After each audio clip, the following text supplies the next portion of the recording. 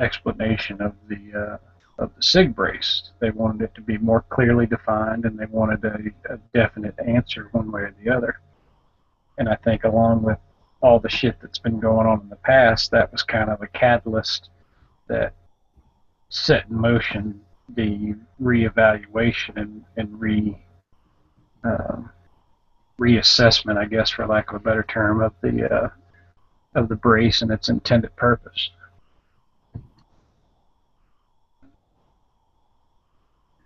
It goes to show you how the NFA laws are ridiculous too by having this SIG arm brace, because we all know what it was designed for. We know it wasn't really designed for a brace.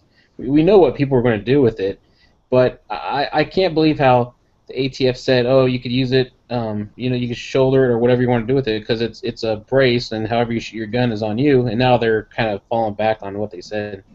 Well, yeah, and like I said, earlier, I think it's because I honestly think it's our fault. Yeah, I think it's our fault as the gun owners, the gun community, in a sense. Not that I agree with it, but I think it's our fault for basically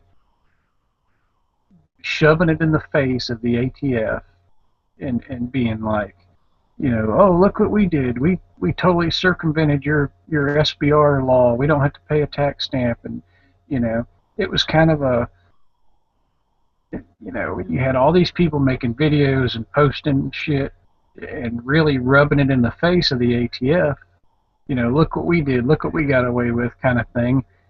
And it really forced the hand of the ATF to be like, well, fuck, look, dude, you guys, you guys brought it to our attention, and now we're going to reassess our initial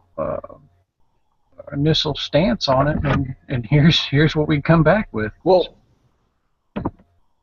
Well, I mean, yeah, I totally agree with you. And there's like some really big YouTube channels too who are doing the same thing. They're shouldering the brace and things like that, and just kind of talking about how the ATF says you can kind of shoot it however you want. So this is how I want to shoot it, and everyone else started doing the same thing. Yeah, yeah. So it's kind of a catch-22 because while I totally think we should be able to shoot our firearms how we want, and there shouldn't be such an arbitrary. Well, that's why the NFA laws are ridiculous. I mean, I can kind of understand the fully automatic weapon type thing, but to ban the SBRs and suppressors, and having to get a stamp to get them, it's just ridiculous. It's like you have to go through a middleman to be able to purchase something. It's like, why not just let us buy what we want? It's not a big deal. Yeah, yeah. The only thing that's still kind of a saving grace, unless they really come out with, because right now it's kind of in limbo, so to speak, as far as how, because right now they've just said that shouldering it is changes the intended design or the intended use. So, let's see, the bigger thing about the SIG brace was the fact of interstate travel or state to state travel. You can't with an SBR, you can't go state to state or something uh, with an SBR. I'm not really Yeah, well because with versed on the SBR you law. can't cross like state lines with it or whatever, right? Right, without notifying the state you're going to and having it approved by their. I mean, it's a lot of red tape and a lot of paperwork involved with transporting an SBR. But with the SIG brace, that doesn't come into play because it's a pistol. So hopefully, even with this new ruling of shouldering it, it's not going to affect the actual. It's still.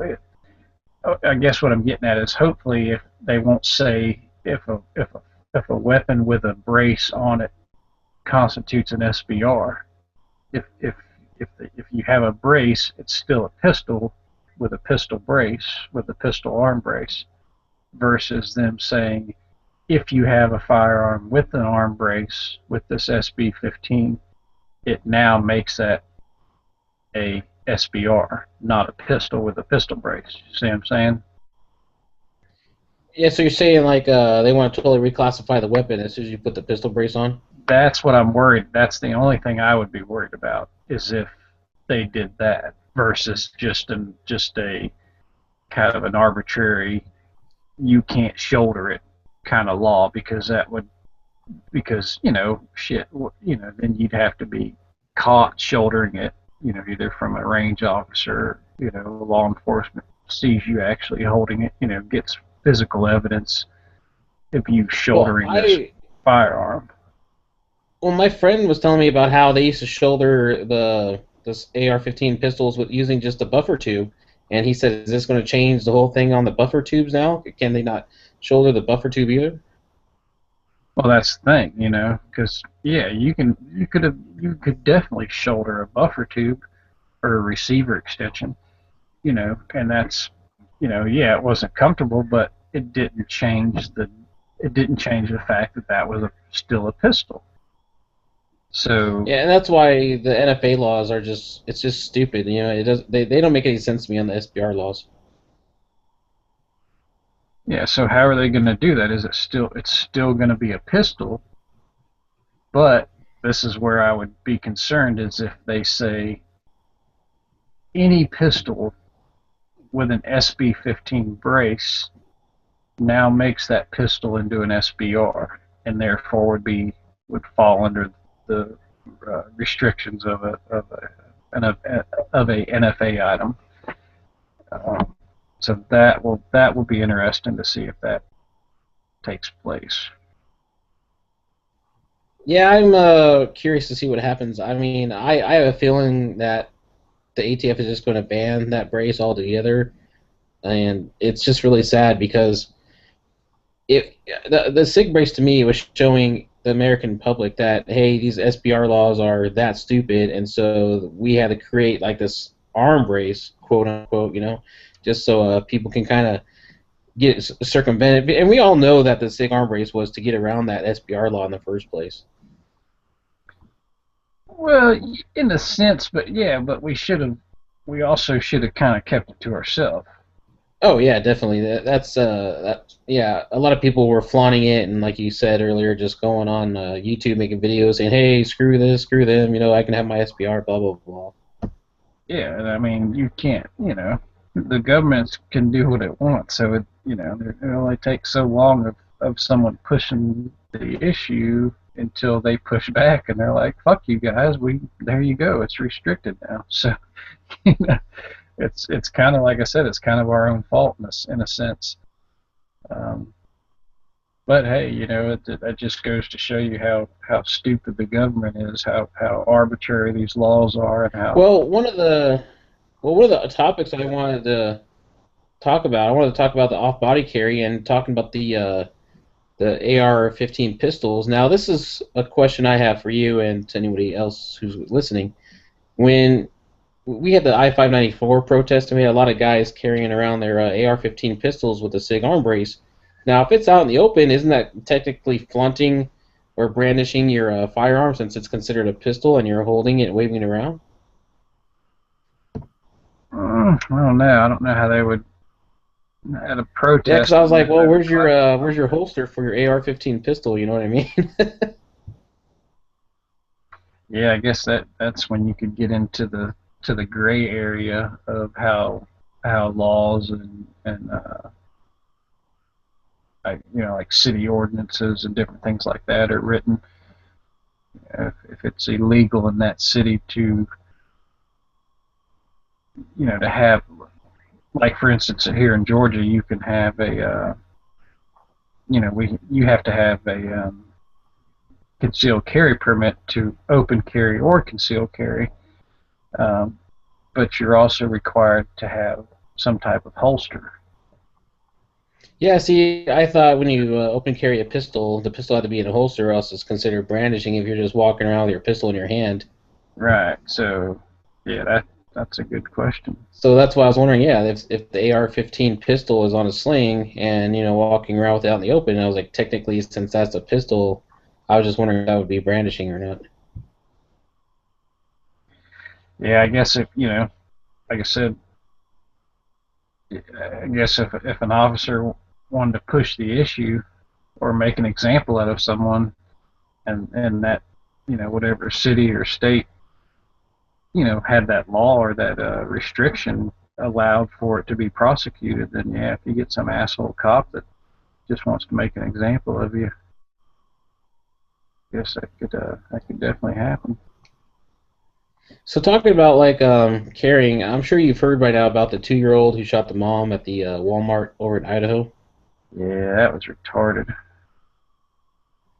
Well, it's got a lot of people. I don't know. It's really divided the gun community again, and a lot of the anti-gun people. Oh my God, I cannot believe the comments they were saying. They're like so happy that this happened, and I was like, really? People are happy about this? I'm like, why? And it's like they're just so anti-gun that when a gun kills somebody who's pro-gun, they just it's like they scream for joy, and it makes me really sick that these people have to live their lives like that. But I want to talk about how the gun was carried in a purse, and I wanted to talk a little bit about purse carry. I know, obviously, we're not females, but I kind of want to get your perspective and opinion on that. I've always been against it personally, just because typically most situations of and I know it's cliche, but a purse snatcher, that still happens. I mean, that's just not movie hype. I mean, there's a lot of ladies' purses that are, and it's usually not snatched like you see in the movies, as much as lifted, um, out of a shopping cart, out of, you know, when they're sitting at, like an outdoor, or really whatever, at the food court in the mall or an outdoor cafe, and they have the purse next to them on a chair.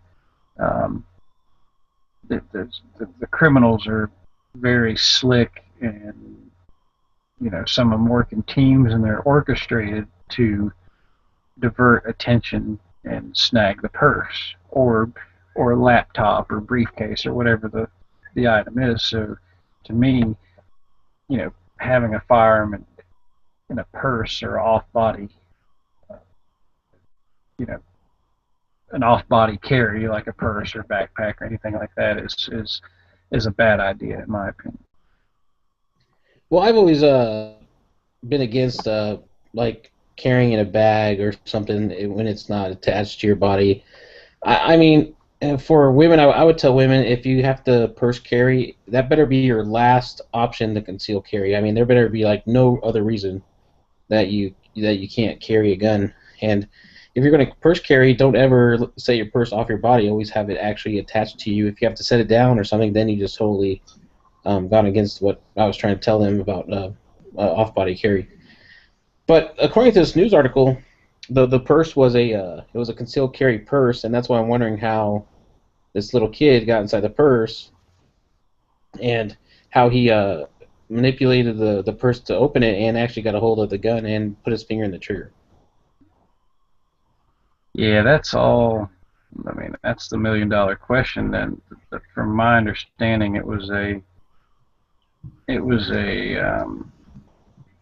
the purse was recently gifted, so it was like a brand new gift for this lady, and who knows? I mean, I guess really only her, but she's not here with us. But you know, what if she didn't have it zipped up? You know, I mean, a 2-year-old's. I've got kids, so I know how rambunctious my 2-year-old was, and they can get into shit really quick. But I don't know. It just seemed like that had to be a perfect storm of Well, I just want to know, like, how was a 2-year-old able to reach the purse? The 2-year-old should not have been able to touch the purse at all. And well, see, I it's think the thing was she had her purse sitting next to him in the shopping cart. Like she's walking shopping through Walmart, her purse is right there. You know how you sit your kids in the front of the buggy, and how their feet go through the backside. So I see it all the time. Women lay their yeah, I purse right next to wonder. the kid. Yeah, either the kid was in the cart, which I think he was in the cart, and if the mom had the purse on her, or set it in the cart with the kid. That's that's still unclear, and I'm still not 100% on how the, where the purse was and where the kid was in the time of the accident. Yeah, that was my understanding. Was the purse was in the cart with the kid, and she was shopping, picking stuff up, whatever the case may be. Meanwhile, he's in there screwing around with the purse and found the firearm and was able to, you know, take it out, play with it, pull the trigger, and kill her. Yeah, that's why I'm totally against purse carry. Yeah, that's Well, I think most people are against purse carry. Like I said, I never advocate it. I say if you're going to purse carry, it's the last resort. I've gone mountain biking before, and I put my firearm with my camelback just because I had nowhere to put it on me. I mean, I had no pockets, and I was wearing workout clothes, so I had to put it somewhere. And it was still in a holster though in my bag. Like I still had it within a holster in my bag, and there was no little kids around me either. That's cool. Hey, can you guys hear me now? yeah. You're coming in good. Okay. Yeah, I can hear you. All right. I'm at work and I got this real crappy mic. So what's up, Stone Guy? Everyone I know, what's up? I said, what's up, Stone Guy? Hey, how's it going, brother? Go ahead, Chris. Man, everyone I know is like getting sick. Are you guys sick? I know everyone at my work is sick. No, not yet. No, I'm a stickler for. They actually make fun of me because I'm constantly washing my hands, and I think that's the key. Just keep your hands clean. I'm with you on that one, brother. Yeah, if you just I mean, I work in a small environment with computer and phone and stapler and office supplies, and everybody's out hacking on their hands and everything else, and coming in and touching everything. I wash my hands constantly, and I constantly have a uh, thing of hand sanitizer in my pocket. That's what you have to do. I mean, sometimes I feel like just wearing like a mask to work, but since I work in security, I can't really do that. But it's just like you know how when you go to work and you have people who are really so sick that they should call in, but they're afraid to call in because they'll probably get fired or they're on their last strike or whatever, and it just pisses me Right. off. I'm like, dude, don't even come to work. You're so freaking sick. Stay home. Yeah, but you know what? People can't afford to stay home anymore with their kids, and you know, you miss one day, and if you don't have sick time, you Yeah, there don't. was a place I worked at where you were hired as a temp, and for 1 year, if you called in twice, you were fired. Yeah, we had a guy here actually have to sign himself. He had pneumonia and was in the hospital, and they told him if he didn't come in, he was fired. So he had to sign himself out of the hospital and come into work. no, that's shitty. Yep. That's a perfect example of how things are getting messed up. Yeah. Well, we're under. We actually got bought out, so we're no longer with that company anymore. So.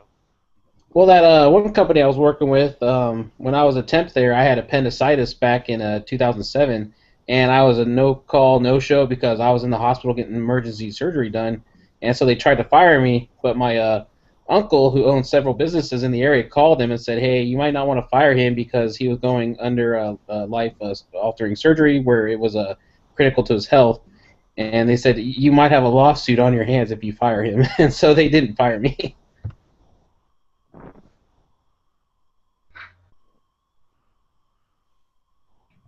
But getting back on topic, with that lady with that gun, I guess she had a M&P shield. That's what I'm hearing. And a lot of the females out there on these articles were commenting on the posts about how come the safety wasn't turned on? Why wasn't the safety on? I was like, a safety can be manipulated by anybody, and who's to say that shield even had a safety on it? Right. It could have been the newer model without the safety. Because didn't she just get that pistol for Christmas? Yeah, that's what I read. Well, see, there's another problem I have. She just got that pistol and she was carrying it. I mean, I know a lot of people probably have to do that, but I don't usually carry something until I get a few hundred rounds to it to make sure that I'm, okay with it and know exactly how it works and how it feels, how it shoots, and make sure that it's a reliable gun. Well, yeah, you're gonna put a bunch of rounds to it to make sure it doesn't jam or malfunction. I mean, like when I bought my Sky CPX2, I was real leery about that. I put over 200 something rounds to it before I decided to carry it. I just wanted to make sure it wasn't a piece of crap. Yeah, I had one. It wasn't a bad gun at all. I'm actually I traded it straight up for a high point carbine, and then I turned around and bought that Taurus. And he goes, I was carrying the Canic, I was carrying it every day, and I was like, man, the Canic's just too big to carry. So, or Janik, or however you pronounce it. But I said it's just too big to Yeah, we're carry. American. We'll call it a canic. Exactly. Then I I come across that Taurus PT-111. I got it, and I put about 500 rounds through it before I started carrying it. But it was nice to carry a smaller gun again. But I'm kind of wanting to get another Sky because I did like it. I mean, I do see a lot of people having some problems with them on YouTube. There's a couple guys been having some issues with the pins and stuff on the frame, but I never had one issue with mine. I probably had close to 2,000 rounds to it before I traded it in. I've never had an issue with mine. I had one malfunction. That was breaking it in. That was like 32, 33 rounds into the gun. It had one malfunction, and it was my wife who was shooting who had the malfunction. Other than that, I've never had a problem. Even with my hand loads, I've never had a problem shooting it. The only major problem I ever had with it, well, I had two, and I won't say they're major. I was at a pistol class, and I drew it out of the holster and pulled up, and there was no rear sight. I lost my rear sight, which, I can't blame them because, you got to tighten those up every once in a while. Because I put probably 500 rounds to it that day, and then I lost my sight. Contacted them. They sent me a new sight in like 3 days. It was in the mail, and they didn't even ask for anything, but they sent me a new guide rod because they upgraded their guide rods. So they sent me a new guide rod, and they sent me a couple of rear sights for backups and a bunch of the little screws and the tool and everything. So they had good customer service. And the Yeah, only I've heard other, that from a couple guys that they have a really good customer service. yep, yep.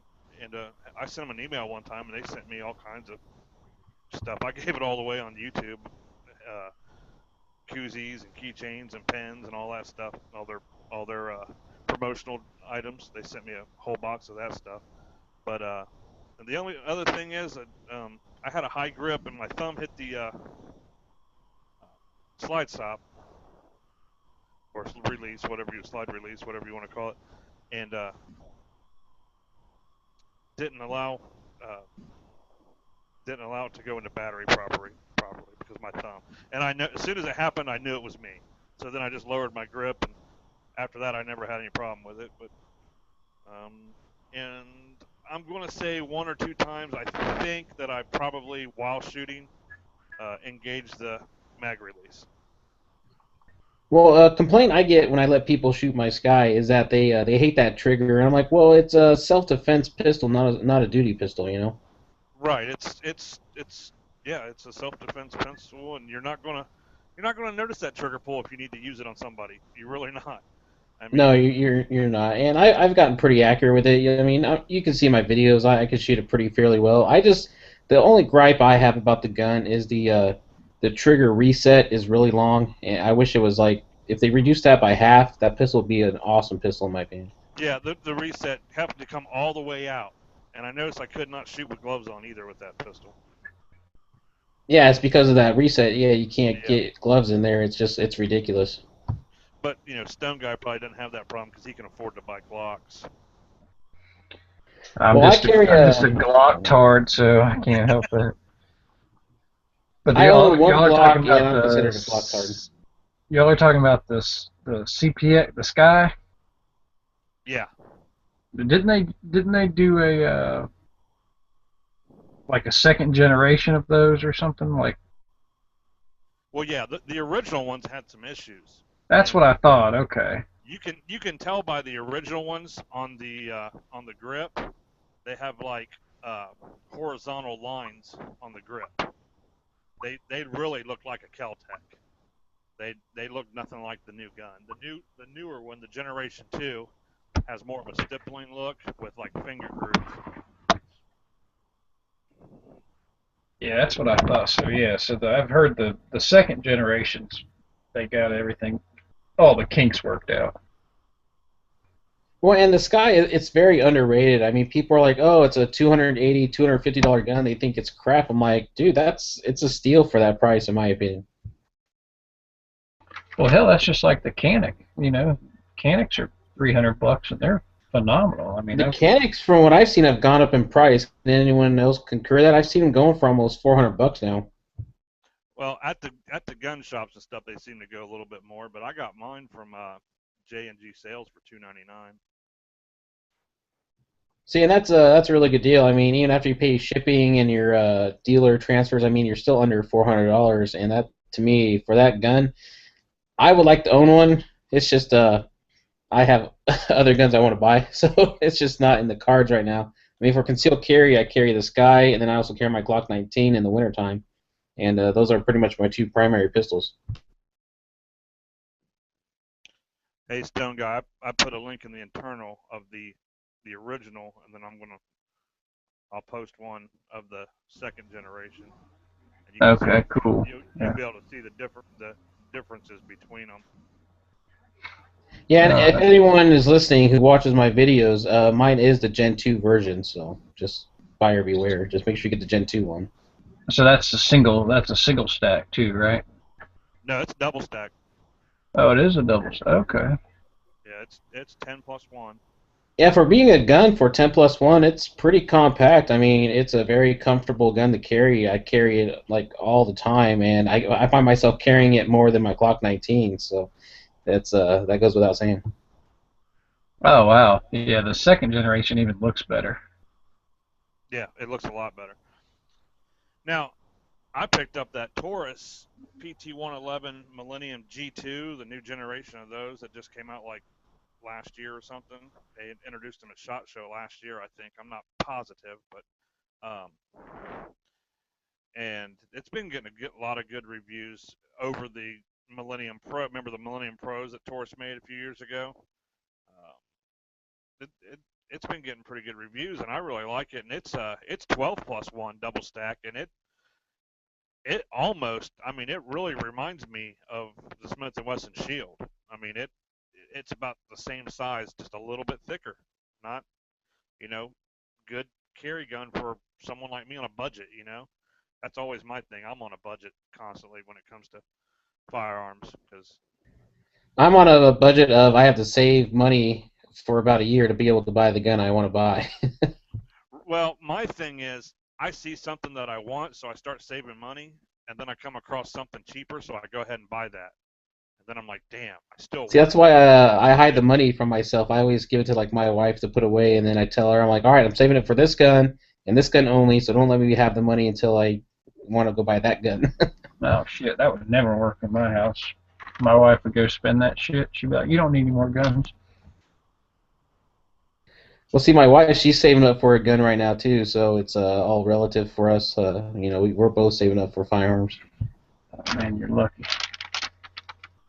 Well, she's saving up for the Walther PPK. She's like, oh, that's just a shiny, fancy looking gun. So I'm like, all right, whatever you want to buy. You guys seen those Detonics? Seen that one? I don't know what that is. I'll post a link here, man. This thing is fucking beautiful. It's, but it's way too much money. Right.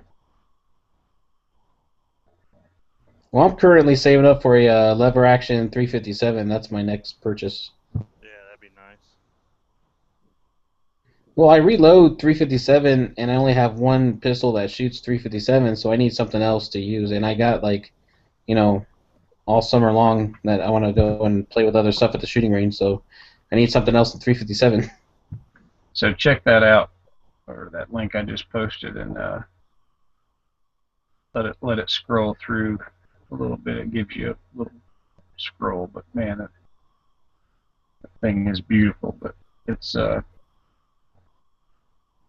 can scroll down and see the MSRP on it. It's retarded.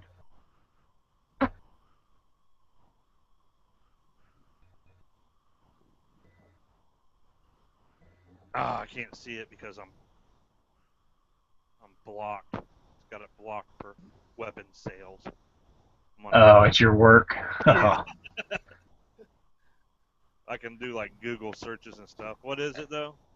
It looks like a 1911 from the future. Yeah, it's called Detonics. It's Detonics. Detonic. I'll just Google it and see what I come up with. Yeah, it's a really neat looking. Yeah, it's got like a beaver tail, like a 1911, but it's not a grip safety. Is it the MTX? Yeah, yep. And of course, the Millennium has a manual safety. Do they have it without the safety? I think No. no, they've got one that's hammer fired and one that's striker fire. I think Chris was talking about the one that I posted because I posted the Millennium versus the Yeah, I was asking about Oh, the okay. Taurus Shield. Millennium. Just, I mean, just looking at the Millennium and the Shield, I mean, they're like I said, it almost looks like the Millennium is a copy of the Shield. You know? The only thing about Taurus that is I'm gonna gripe about is that they make really good guns and then they'll stop making that really good gun and they have like so many different guns they make. They need to just stop making the ones that nobody wants and just focus on the ones that people want and put their quality control into those and just make those and get rid of all the other crap that no one buys. Yeah, I didn't Oh realize yeah, how many they made. You get the 709, the 809, the PT 145, the PT. You know, I mean, I understand doing certain models and certain calibers, but then you go with the they got like the 24/7, and then they got like the 24/7 OC or something like that. I mean, it's just yeah, I know what you're saying. They make a lot of guns that if you go to their website, they only advertise what they like their current production.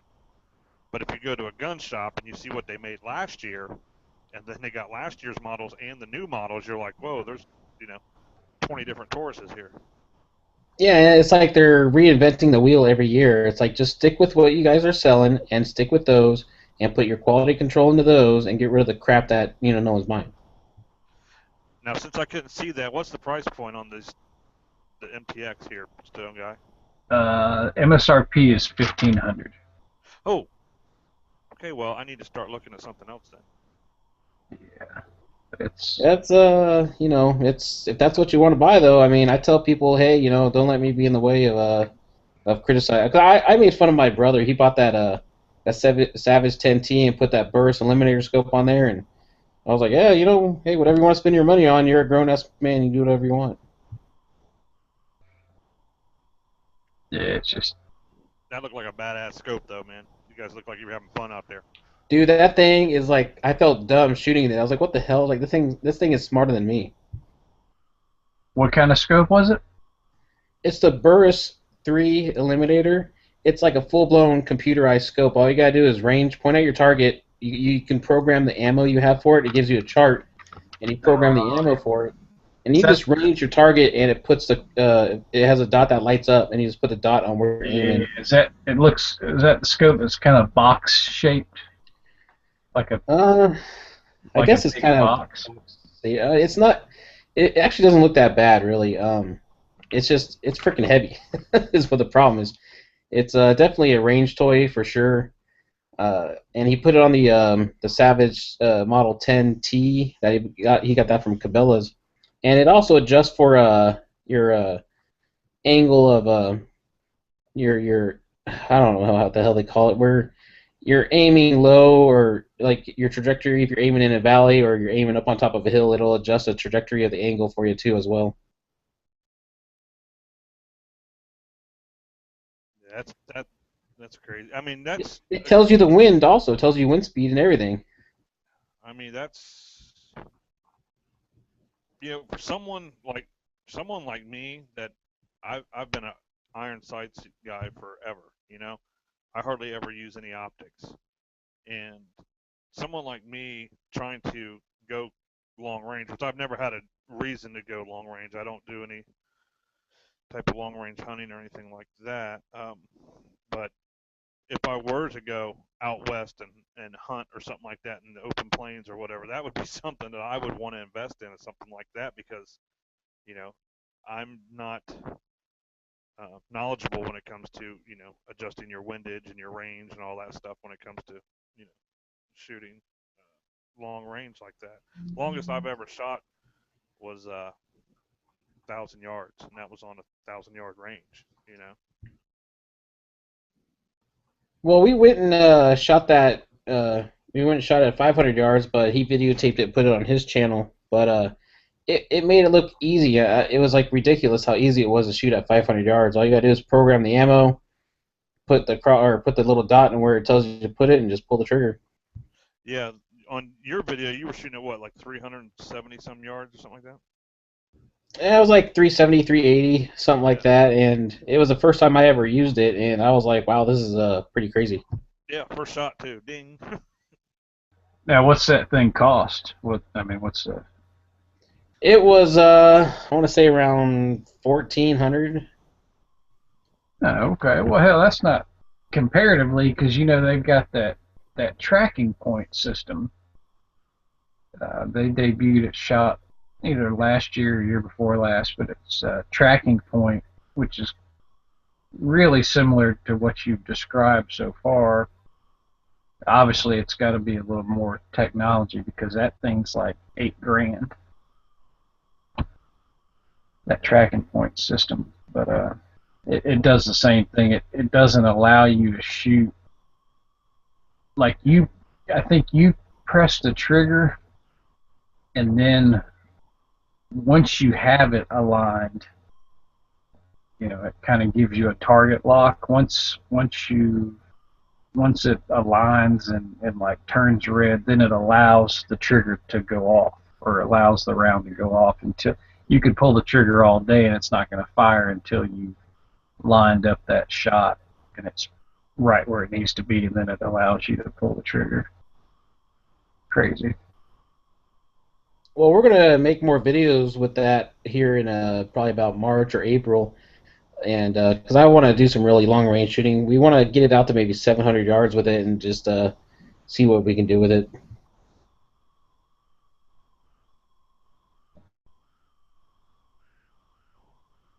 I don't. It just. Yeah, watching the video, I was pretty amazed by it. I was impressed. Now, now, what was the retail price on that Savage rifle though? He bought that for $600 out the door. I mean, that was a really good price for that. I was impressed. That rifle can shoot pretty damn good. Now that's got the Accu trigger, right? The Savage Accu trigger. Yeah, that trigger was smooth. I was really impressed by that for being a Savage and for being a $600 rifle. I would put it up against the Remington 700s all Oh day. yeah, yeah. I've got both of them. I've got the Savage. I think it's called the X10 or something like that, or X7. It was just the rifle was 450. It didn't come with a scope or anything. Just the basic rifle, bolt gun, internal magazine. I want to say it Now, was 450, and it's got that adjustable Accu trigger. Um, and hell, and then I've got my Remington 700 Police. That's a $1,200 gun, and it shoots just as well. They're both in 308, so. I got a couple buddies. One has the Savage, the Axis or whatever, like the entry level or cheaper rifle, and then Oh my other yeah. buddy has the Ruger American rifle in 308, and I like that. That's not. I mean, he paid $270 for it. Oh yeah. Yeah, man. That bolt gun. They're. I can't remember. There's one big YouTube, like Gunworks or one of the big YouTube channels that's all about long range shooting. Basically tells you how to turn one of those $300 rifles into a 1,000 yard gun. Like it's completely capable of you know Oh yeah. good accuracy at long range. You do a couple slight modifications, but the foundation's there for you to work with. Yeah. And I tell you what, a lot of credit goes to the person behind the trigger too. Yeah, that's one thing that Eliminator scope couldn't do is control your breathing and trigger press. That's all on you. I've seen I've seen guys shoot 1 inch groups with a 38 snub nose at 80 yards away. You know, Yeah. Oh yeah. it's like Yeah. how It's the hell are you doing that? it's you'll never appreciate.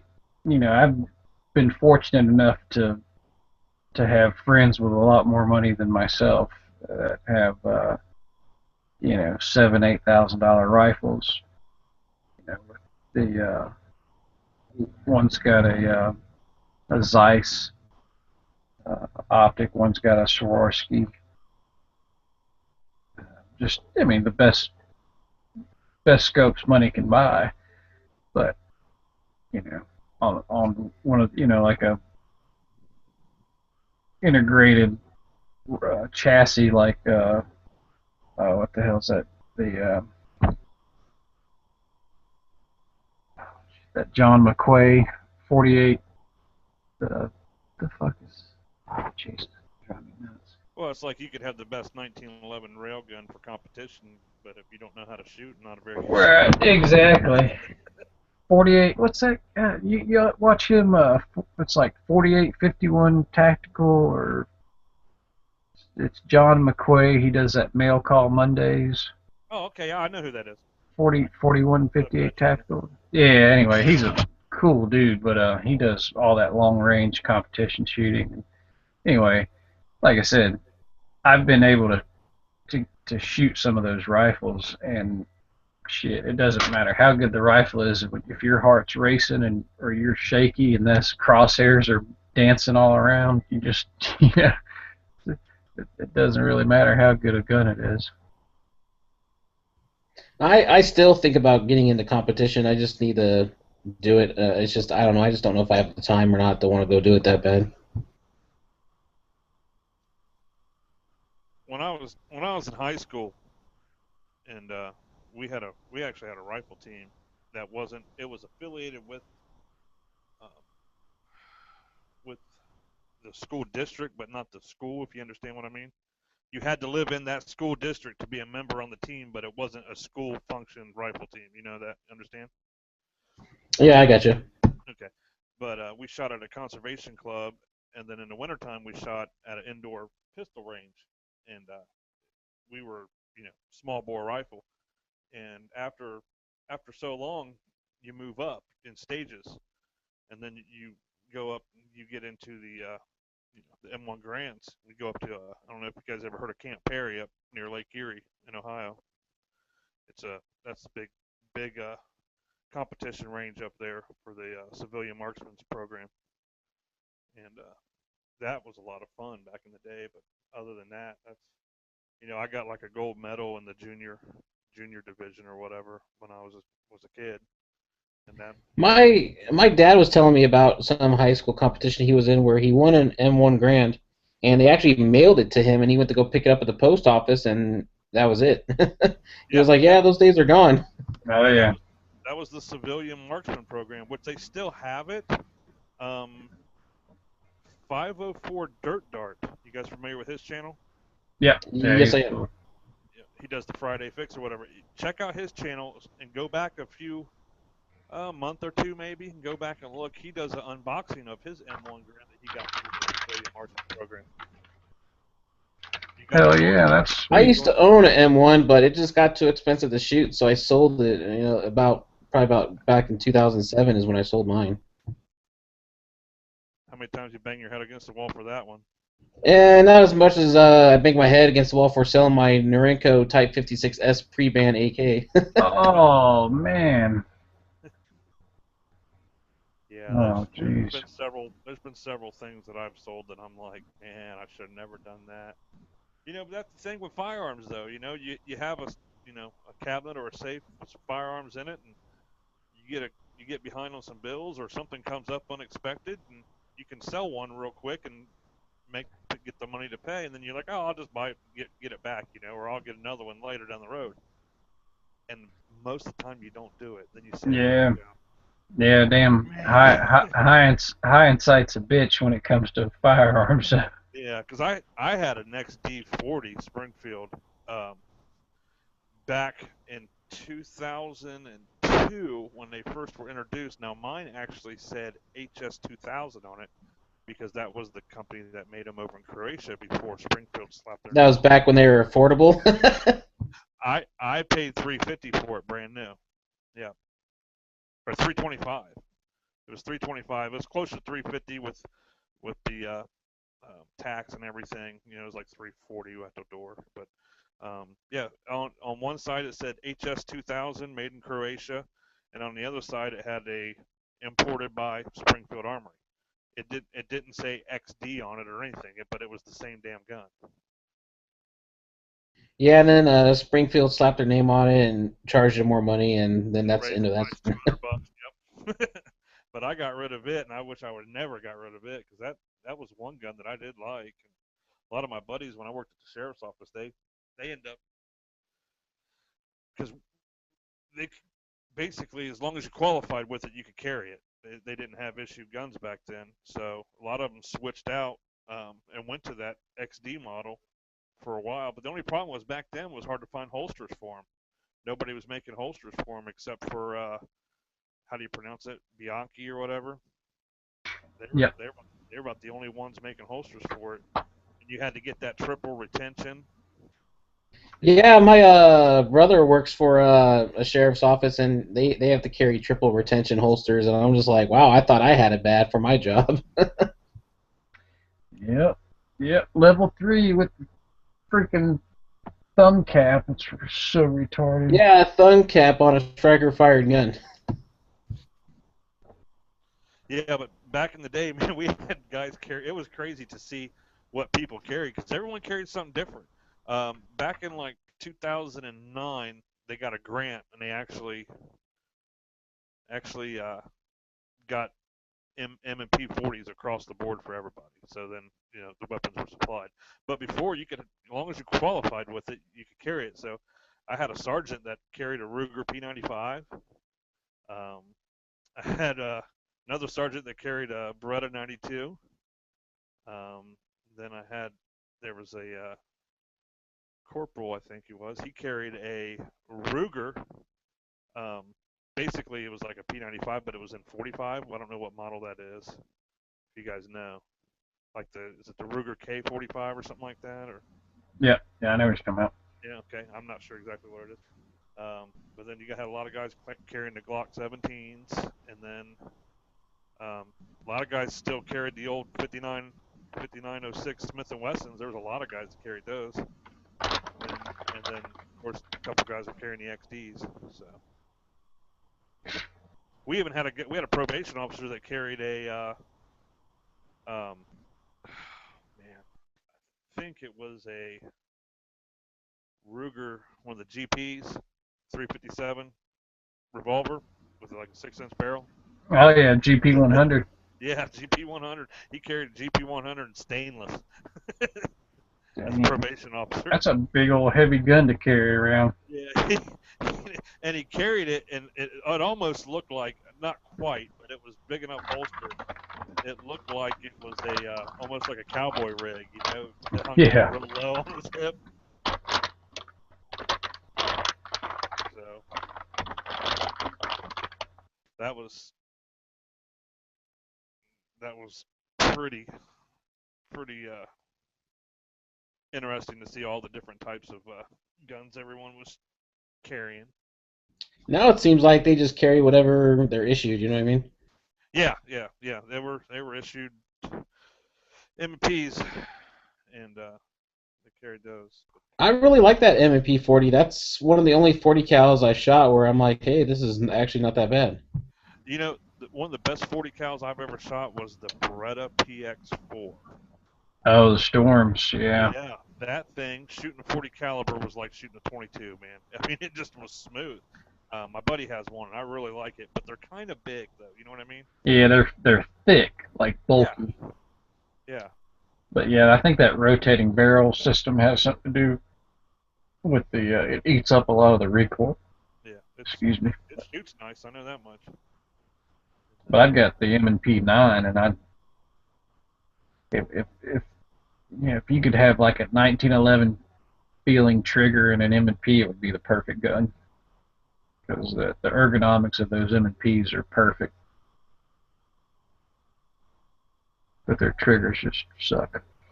Well, I hope Smith and Wesson gets that Army contract for the pistols. I think that'd be a really really cool thing to have as an American company back in the market for building pistols for the military. Well, you know that they actually got that contract when it was up last time, but they couldn't fulfill the need. They said, yeah, we can have them out in like 2017 or something like that, and the Army was like, no, we need them now. And Beretta, that's why they went with Beretta, because Beretta could fulfill the order that year. Well, did you see the new Berettas, Yeah, M291 or whatever it's called? What's that new one? something like it's an M3 or something like that, isn't it? Yeah, M9A3. M9A3. That's it. Yeah. Yeah, it's a slick. I mean, it basically looks like the 92, but it's got the pick rail on the bottom and a couple other slight modifications. But in essence, it looks just like their old 92s. And the FBI is going back to 9mm. That's what my buddy and I were just talking about yesterday. Talking about that. I don't know. I've shot 45. I've shot 40. I've shot 9. I don't see a big difference in any of it. I like 9 because you can. Right now, I like 9 because it's cheaper and you can get more. You get higher capacity. Well, I like 9 because I reload 9, so it's cheap for me. Yeah. Well, and you're absolutely right, Wolverine. That's when it comes down to it. There's been so many, like even like TN Outdoors 9 that's done the ballistic test. The the There's just not an appreciable difference between 9, 40, and 45 ballistically to make a case, for one being better than the other, especially with the new technology of bonded projectiles, or solid copper projectiles, or different things like that. It's just a 9mm would kill you just as well as a 45. Well, and the story about how 40 cal even came into existence, when they cut the 10mm down to help with the smaller frame shooters handle the recoil. The whole entire thing of that coming around was just bogus, in my opinion. And now they're going back to the 9mm, so it shows you right from the get-go they should have just stuck it out with the 9. Yeah, I think that whole, there was that one case of The can't remember shootout. that shootout where he shot him with a 9mm and it went like through his lung and paralleled his heart, and Yeah, did it shoot his aorta or whatever is what they were saying? yeah, and he was still able to live, and they were saying, well, if he would have used a bigger bullet, that would have separated his aorta and not just nicked it. And and it's like, Jesus, you're really. I'm a firm believer in shot placement. Yeah, exactly. I mean, that's the whole thing. So, I don't know. I'm glad to see 9mm coming back around. It's like I said, with bullets they have today. Especially you getting that plus P stuff. That stuff is just smoking out the guns nowadays. Yeah, but you know what? Police carried 32 for many, many years before they even carried the 38, and it did the job. Yeah, a lot of the European countries, they were carrying 32s long before 9mm came around. Well, there's some foreign military that carry 380. So it's James Bond carried 380 for years. Look at how good he is. oh, that's one of the guns I sold. Freaking PPK. PPK. Yeah, I had a PPK before I knew what it was. Man, Those things are freaking expensive, man. oh, I know. That's why I said I sold it. I For think my something biggest stupid. regret is probably 1100 Remington. Really? Oh, yeah. That's the autos, right? Yeah, that was the old autos. It was just a pretty gun. It was had the real shiny blue barrel and the walnut stain with had like the pheasants engraved on it, and the grip and everything. It was just Oh, yeah. That's had the gold inlay on it. It was just a pretty gun, real sharp looking gun. I had a Ithaca that I got rid of. I should have never got rid of it. Well, I had two Ithacas that I should have never got rid of. oh man. Had a It's funny how every gun owner I talk to always has a gun that they regret selling. oh yeah, yeah. Oh, I had a CZ75B before they became popular. And before they got expensive. Like I think I bought this thing for $300. Man. and I traded it for a shotgun. Watch those Canics in 2 years. Those things will be going for about 450, 500 bucks. Well, what sucks is they came out with that new Canic SA model, and they changed just about everything on it. And And I that don't thing have, looks pretty damn sweet too. yeah, I don't have the money to go get one right now. So, Well, because there's one Canic that looks like the CZ, like it looks almost identical to the CZ, and then there's another one that looks totally different. Like yeah, they got like the Stingray and the Shark. At one time, they were listed under like TriStar, like the TriStar 120, but they were made by Canic. that's what I'm talking about. Yeah, TriStars. My local gun shop has a TriStar, and it Yeah, looks, and I and think that's the one that looks just like a CZ, or vice basically, versa. basically what it is TriStar was the importer, and now Century Arms has like the exclusive import rights to the TP9 series. But you can still get those other mechanic, uh, Shark and Stingrays or whatever under TriStar or somebody else that imports them. I know J and G gun J is it J and G or G and J or whatever sales J and G sales. Yeah, You can J&G you, said. you can get them from there, and you can get them from Bud's Gun Shop too for $2.99, $3.19, something like that. Now, Ohio Wolverine, I heard a rumor that your state might allow constitutional carry here pretty soon. Well, I I think what the rumor is that our governor passed signed a bill that gave us a lot more rights as gun owners. It lowered the required hours for concealed carry class. Um, we had a real stupid law in Ohio of the anything over 30 rounds. If you had a 31 round magazine inserted into a firearm, it automatically made that firearm a fully automatic weapon. Anything over 30, that went away. We're allowed to have suppressors now. Um, and basically they signed like a reciprocity bill that allows. Now it doesn't say that Ohio CCW is good everywhere, but if you have a CCW anywhere else, it's good in Ohio. So that's one thing, and they're I think it's just hope and praying that we might go constitutional because more people are talking about it. Because we already have open carry. Um, a lot of people open carry here, and then we have concealed carry. So if we could just get away with that needing a permit to do it, then we would be at constitutional carry. Well, here in Washington, we're allowed to open carry here, but it's hit and miss on if you're going to get harassed on it when you do it or not. Concealed carry, it's ridiculously easy to get your concealed carry permit here in Washington, which it should be. I mean, honestly, you shouldn't even have to have a permit to conceal carry. You should just be able to do it. But Washington State's one of the easier states to get your concealed carry license in for sure. Yeah, it's not too bad. Now, I was one of the when they first passed the law, 2003. They started getting it together, figure out what they're going to need, and they started getting these NRA certified instructors.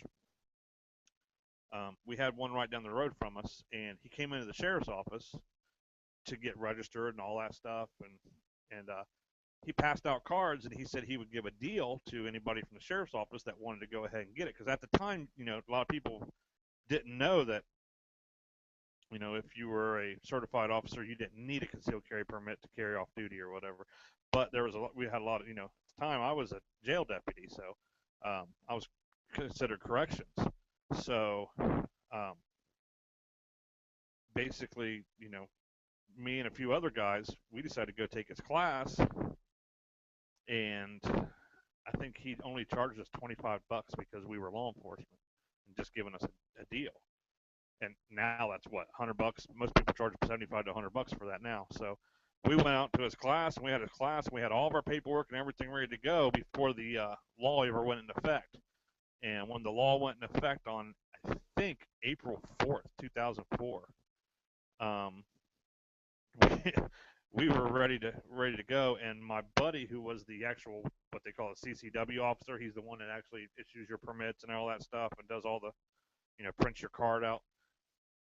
He called me over. I was on duty that day working, and he called me over, and I went over to the other side on the office the office administration building, and he's like, "Sheriff signed off on your permit. You're good to go." It's like 8 o'clock in the morning. So he printed off my CCW card, and it was actually my number 000-01 was the permit. So I was the first person in Ohio to have a concealed carry because I had everything turned in before the law even went into effect. That's pretty sweet, man. So, do you have to like take a recertification course or anything, or you just go and renew your Well, license? you know what? Back then, you couldn't. They were really strict on some of the places you could carry. Um, if you carried in a car, it either had to be visible or locked up. It wasn't. You couldn't conceal it in a car. And that was one of the big issues we had with concealed carry in Ohio. And you couldn't carry it here, and you couldn't carry it in sporting venues. You could carry it. I mean, it was almost a pain in the ass to try to carry a gun because you were constantly locking it away or not bringing it with you. So I let mine expire after 4 years. 2008, I let it go. In like 2010, we had a lot of laws passed, and you could carry it in the bars, and they changed the way you could carry it at in the vehicle and all that. And I was like, man, I need to go ahead and get it back again. And I was thinking, well, I'm going to have to go retest or take the class over again. But basically, when the law was written, they never specified how long you had. It says you have 30 days prior to your card expiring to get it renewed, but they never specified how long you have to get it renewed after it expires. So we had one individual go to the Supreme Court of Ohio and fight it, and they ruled in his favor. So therefore, since they ruled in his favor, that kind of grandfathered everybody in. All I had to go do was go repay. I just had to pay a $45 um, renewal fee, and that was it. I didn't have to take the class over or anything. Well, that's pretty cool. Yeah, it worked out in my favor, and then I've kept it valid ever since. I just moved not too long ago, and when you move, you have to have your new address. You have to get it renewed, and it costs like $15. But you have to you can't go to your new county and get a new card. You got to go to the county that you were issued it in, pay $15. They change the address on it for you to your new address in your new county. So now when I go to get it renewed, I have to go to my new county or any adjacent county. So that's So, weird. did they get rid of those laws, or that is that still how it is now over there? What with getting it renewed and stuff? Yeah. No, that's how it is now. So when I moved back in September, in September I went to the sheriff's office and I told him I was moving to. I lived in Morrow County and I was going to Summit County, which is about 2 hours north. So I had to pay the $15, and what they did was they confirmed my new address because I had to bring in like a change of address card or something like that just to confirm my new address. They confirmed my new address, printed me out a new card, and sent me on my way. But when I get it renewed, I just got to go to my county that I live in now to get it renewed. Oh, okay, I got you. But so you guys did get rid of a lot of the stupid gun laws you were talking about with your governor and all that coming into play for this one. Yeah, we got rid of. Yeah, it goes in the. It was a few weeks ago, and it says it goes in effect in 90 days. So sometime around April is when all these go into effect. So I think they reduced the concealed carry class from 12 hours to 8 hours, maybe. I think because it used to be 12 hours. It used to be, I think it was like 10 hours classroom and 2 hours on the range. And a lot of people didn't like that. I think they got it reduced to 4 and 4, to be honest with you. But I'm not positive. I don't know because a lot of I people think want. it's a little ridiculous to have to go take a class to do that when you can, like, here in Washington, you can open carry without anything. Like, some states are like that where you have to take a class to conceal carry, but the open carry, oh, you can go on your merry way without a permit or anything.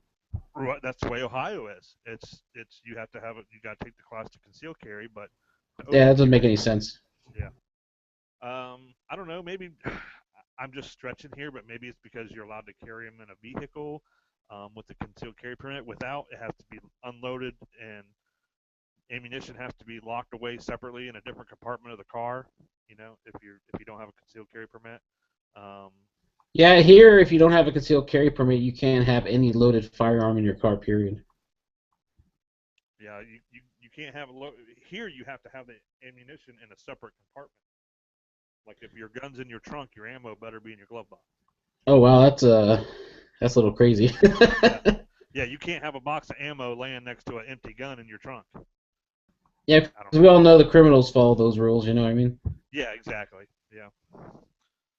Well, a lot of the gun laws, like even here, we're fighting that I-594 bull crap, and there's already state legislators trying to get rid of it, and there's already a lawsuit on the books for it already. So we'll see. I think it'll go away this year. Yeah, that would be nice. I know a lot of people out there that not well, I don't know a lot of people out there, but I see a lot of videos on YouTube where they're trying to fight it and stuff. Well, it really doesn't make any sense, and I blame the uninformed voters for voting it in. They were watching the TV commercial, and I even posted the TV commercial on my page where it makes it look like you can buy a gun off a gun broker and have it delivered to your house, and it's just totally they blew it out of proportion. But they knew what they were doing, and they knew people would be fooled into voting for it, and that's what happened. Yeah, yeah, exactly. Well, that's what they rely on is the uninformed, and just about anything that gets passed by the voters is usually uninformed. I mean, look at Obamacare. I mean that wasn't passed by the voters, but you had so many people supporting it. Even today, we still have so many people supporting it, and I just can't believe it. I'm like, wow, it's like people are just uninformed altogether. Yeah, yeah, definitely. Well, it's like with that 2-year-old shooting the mom in Idaho. Everyone like the ignorant gun owners. There's ignorant gun owners and the ignorant non gun owners. Gun owners were talking about, oh, how come the safety wasn't on? I'm like, to me, these people don't know that guns do come without safeties. It's like they were oblivious of that. They had no idea. Right, right. We had an incident here where a guy bought something off of eBay. He bought a pair of shoes or something like that. They were like Michael Jordans or something like that from a guy in Florida.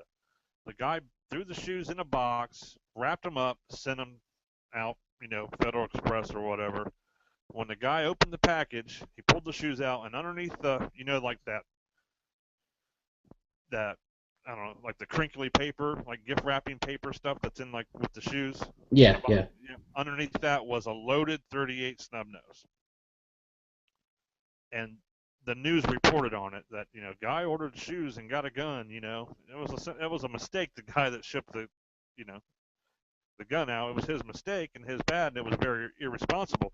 But so many people were like, "Oh my God, could you imagine if that thing would have went off on the plane and how much damage it would have caused?" And all, and the FedEx driver throwing the box around in the back of the truck, it could have shot him or it could have shot a child out on the street. Like it's and the news kept saying it was a 38 revolver with the safety was disengaged. And I'm like, oh no, how stupid are you? And well, this is what I hate. I can't, the media, they don't know what they're talking about, and they spew all this crap, and I'm just like sitting there. Anyone who's not a gun owner is thinking, oh yeah, how come the safety wasn't on this 38 revolver? And us as gun owners are just smacking our heads, going, what the hell? This is so stupid. These guys do not know what they're talking about. Yeah, it just makes me mad that there's not a number that we can just call that news, call the news anchor on their desk right now and be like, no, you're wrong. Listen, you know, we should be able to call up and tell them they're wrong right there on air. It would be great to be able to do that.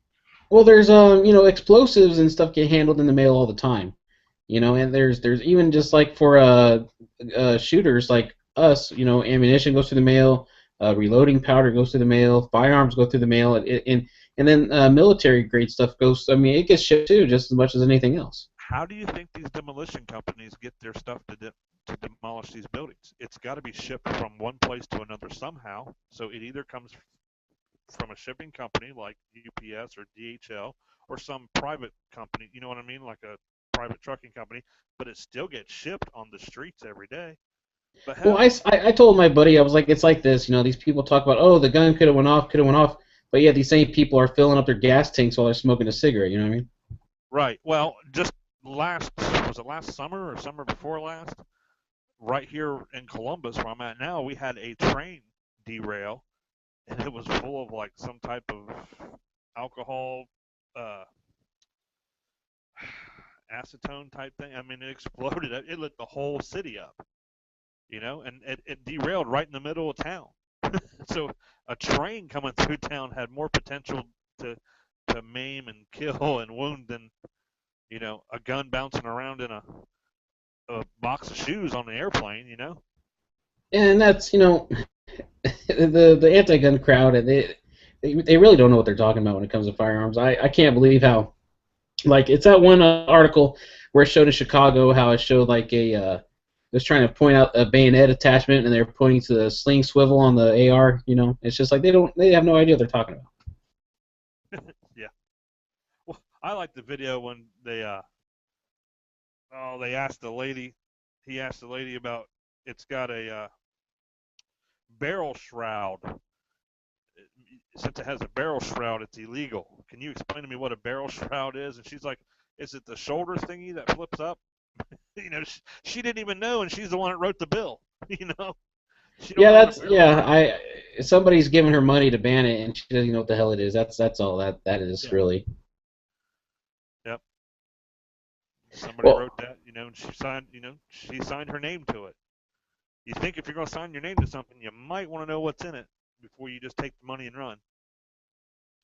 Well, that's a problem. Like even here in Washington a few years ago, they were trying to ban accessories. Like literally, they had the NRA came through and actually we petitioned against it to not get that to go through, where they were banning just like aftermarket stocks, flash suppressors, just any kind of thing that would make your gun look cool. They wanted it banned. And so what they had was they had a Mini 14, one that was like bone stock you can get from Walmart, next to one that was like full of accessories, and the NRA had a little poster saying this one's legal, this one is illegal, but they're both the same damn gun. And it was ridiculous. I was like, how do accessories make the gun any different? It just makes it what, because it looks scary. Now, even though the other gun was the same gun, it was fine, but this one's bad because it looks scary. Well, that's what cracks me up about like Canada. That guy used a Mini 14 and went into that nursing school and killed all those nurses and stuff, or all those nursing students. So that's when they put their assault weapons ban in, and they banned the AK and the AR, but they didn't ban the Mini 14, and that's the gun he used. It doesn't make sense. That's typical, government officials for you. They ban things, and it doesn't stop crime. It's not going to stop anything. And I try to explain this to people, and when I do, I get labeled like a gun nut, or what's that new term now they're calling us, like ammo sexuals or some shit like that. And it's Yeah, just like it's ridiculous. I don't where'd understand that it. come from? Yeah. Well, and Ammo, yeah, ammo sexuals. I'm like, okay. I'm like, because I support the Second Amendment. I'm an ammo sexual. I'm like, okay, what do you call the people that support the First Amendment?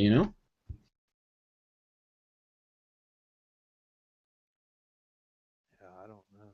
I mean, Well, and these government officials, they really don't know. It's like that guy, that senator in California, calling it the ghost gun and, shooting a 30-round clip in less than a second. I mean, I was like, this guy has no idea what he's talking about. I was looking at the cops in the foreground, or I mean, in the background, and I'm like, how come you guys are not correcting this guy? I was like, you guys should be like, dude, you're wrong. Your facts are wrong. You don't know what you're talking right. about. Well, because they're just paid to sit there and look pretty with their Oh, back. yeah, they're not going to jeopardize their paycheck and correct the guy that they're working for.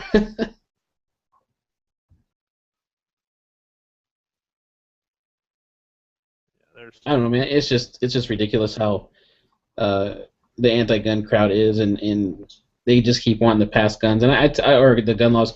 I tell people it's not the gun laws. They just want to outright ban the guns. They're not going to stop until all the guns are illegal, and that's it's their end really game. it's really not about gun control. It's just about control.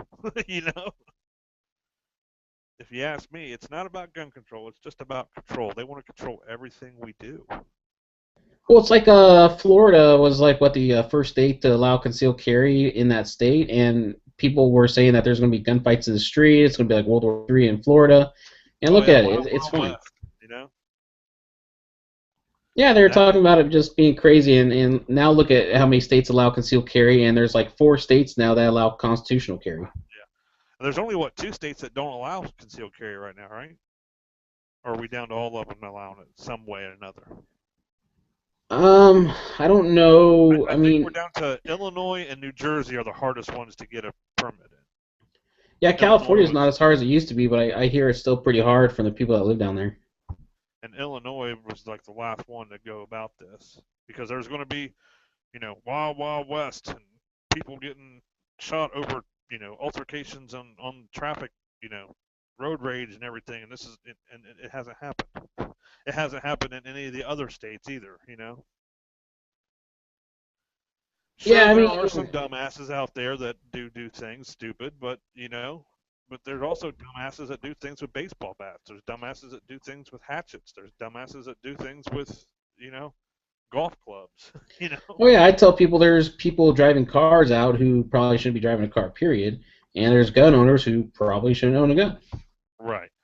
And then I always have the same person always arguing with me. Well, look how many more cars there are than guns. So when you say a car is just as dangerous as a gun, you know, that's not right because there's more cars than there are guns. Oh, There's it's more the cars. same people that argue with me that, oh, how come the UK has such low gun violence? So I'm like, well, it's your population, dude. It's you can't compare apples and oranges when it comes to population. Right. Yeah, like Canada. There's 30 million in the entire country. Yeah, and here in the U.S. we have over 30 million gun owners. So Well, we have what 300. Our population is like 309 million. yeah, it's over 300 million for sure. And then from the estimates, they're saying 30 to 40 million of those people are gun owners. Yeah. So there's a lot of guns out there that stand in the corner for many, many, many years that haven't killed anyone. You know?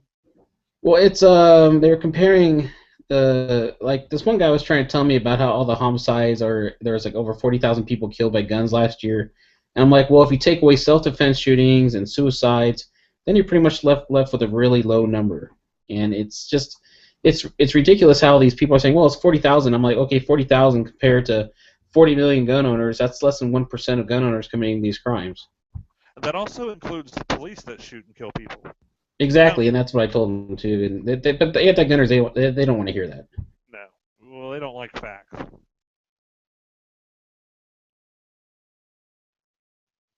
Well, I even went on the CDC website because we were talking about children and guns. And I said, well, the leading cause for children 1 to 4 for children dying is car crashes and accidental drowning for children ages 1 to 4. And this guy's like, well, your facts are wrong, and he posted up some other thing. I'm like, dude, did you not see how it was for kids, not just for general population? I was like, I don't know. It was like he wouldn't accept the facts, even though the facts were from a government website.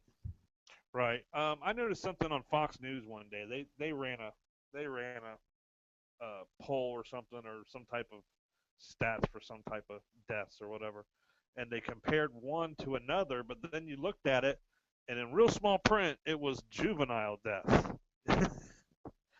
They were comparing adult deaths of some type of murder rate to some other state, and that other state had, but it was juvenile. I was like, you can't. That's not fair. You know. Yeah, they're just skewing their sources to make themselves look good to push their agenda, just like all Right. media does. Exactly.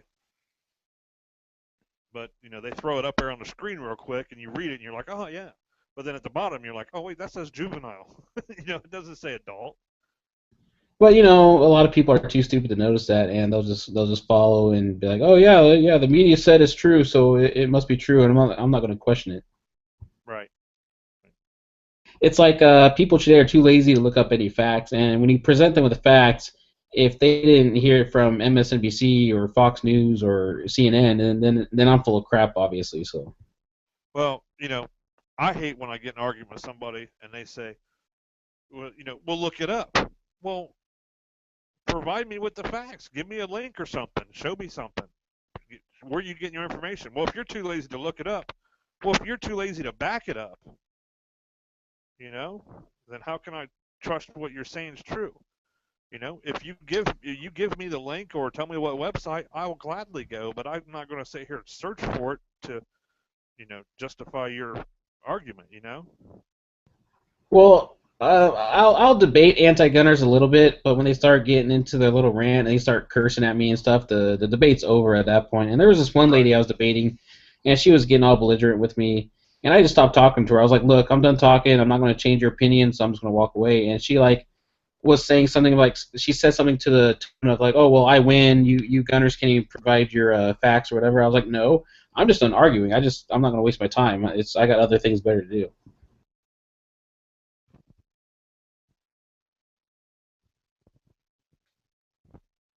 Yeah, It's really, I mean, people say we need to change the opinions of people, but it's really hard to do when they don't even want to one listen. of my favorite sayings is don't lower yourself down to their level because I don't like to argue with stupid people because they have more experience at it than of being stupid than I do. Well, talk about stupid. I was at the Mom Demand Action group on Facebook. I just like to see what they say, and they're talking about France. Like they're blaming the NRA for what happened in France, you know. And I'm just like, Hold on, wow, these people really are that stupid. hold on, Chris.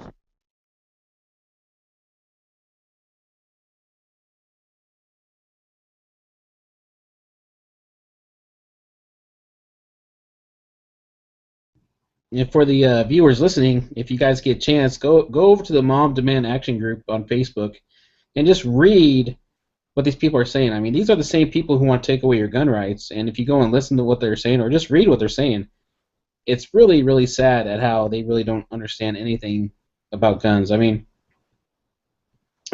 these guys will get excited when someone gets killed by a gun, but yet they want to take your guns away. And it's just when they talk about guns, they really don't know what they're talking about. I mean, you can make up a term and tell them this is we need to ban this, and they would follow it.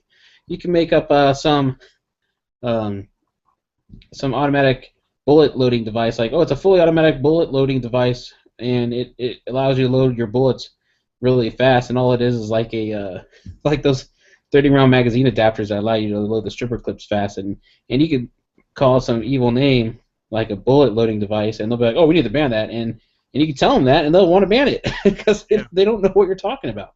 it's like I only use super hollow, ultra killing, mega destroying power rounds. That's what I use. Yeah, and you tell them, oh, we need to ban those, and they'll follow it along. Whoever's talking to their group or whatever, they'll be like, yeah, we need to ban those. Those are evil. I actually had somebody come up to me at work, so I had to actually. You believe they actually wanted me to do something tonight? You believe that? What the hell? I got to work tonight, but all I do is I'm gonna sit around and do nothing all night. So So you're in security too, right? yeah, I'll be working in a big ass empty building all night, all to myself. Yeah. Well, I'm at an oil refinery, So so yeah, I worked at a silicone refinery before, and yeah, it's a night shift. There's really nobody there. I would right. see like 6 people. Yeah, there's like 5 people on the property tonight, including me, and we got bought out by a new company, and their policy is if we're not, we usually have 2 guards on shift, but then they knocked us down to just me on the weekends. So if we're down to one, they prefer that you don't do rounds because they want you in the area up front. Because we got people working in the back. If they have a problem, they can radio up. If they see somebody on the property or something, like they can radio up. My main job is to keep an eye on the front gate and make sure nobody comes in. And but we got people across the street taking pictures and stuff all the time, and it's like we got one officer that calls the Columbus Police Terrorism Task Force on them all the time. I'm like, man, you got to stop calling the terrorist task force on these guys. They're not all terrorists. We're right Well, do you next to guys an airport. do armed security out there? Or? No, we are unarmed. So Most of our contracts are unarmed. We do some armed work if it calls for it in the contract, but man, they got to pay us that extra pay if we're going to be armed. So, yeah. Well, I don't actually. Do you work for a security company or do you work for um, an actual the business that you work at? now I work for an actual security company that we get contracted out to go to wherever they need us at. Sometimes it'll be for a short time, sometimes it's a long time. Like me, I only work part time, and then that's what I do. So. Yeah. Well, the company that I work for actually is has their own security division. So Oh, okay. Well, that works out pretty good then. yeah. So we don't have to go through all the state loopholes and stuff. For all that, we just kind of got to keep up on certain training aspects of what's for the company itself. We have safety officers and stuff like that, but it's not a bad gig. It's not glamorous or whatever. Well, I used to be a welder, and I got out of it. It's just too unhealthy, man. My lungs were starting to suffer, and I was starting to have problems with my lungs, and I had to get out of it. And I did security before welding, and now I went back to security. Now I work for more of an elite security company, and so it's not the best money, but it's not the worst. But it's a fun job, and it's easy. It's easy money. Yeah, that's the way I look at it. I mean, we've had some pretty, I don't want to say major, but pretty significant incidents here. For what we do, and we've had a couple shootings like within the area, and basically the company is required by Homeland Security. We The refinery sits off a main road, and across that road you got a line of industrial buildings, and you got an airport, international airport, and then behind us, of course, we got the railroad tracks because we ship out a lot of oil on the railroad. And on the other side of the railroad tracks is you have DSCC, which is like the Columbus. It's the Army. It's a base or whatever to their logistics base. So we got an Army base behind us and a international airport in front of us. So Homeland Security is like, you guys got that huge nitrogen tank and all the oil and everything. We're basically a bomb sitting next to a Army base and an airport. So they're required to have 24-hour security here. Well, I mean, that's pretty cool. Like, I do armed security out of town at this one place where they make propellants and crap like that. But they won't tell me everything they make there, which I don't even want to know. I'm like, I don't care. I'm just here to get paid, man. I don't give a shit. You know? Like, just tell me how to do the job, and I'll just do what I need to do and go home. My biggest thing is we usually get people trying to get on the property to steal uh, scrap metal and stuff. You know, because Yeah, scrap metal is worth a lot of money right now. yeah, they'll come on our property. If you don't see them, they'll be back there twisting bolts and shit, trying to take stuff off the refinery. It's like one of these times you guys are going to come in there and pull something off that shouldn't be pulled off, and you're going to blow yourself up. It's kind of like Yeah, I mean, guys that working go around. refineries, you got a lot of stuff that you don't want to be messing with.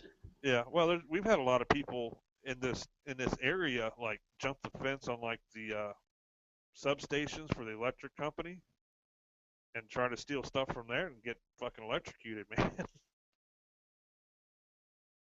That doesn't surprise me at all, man.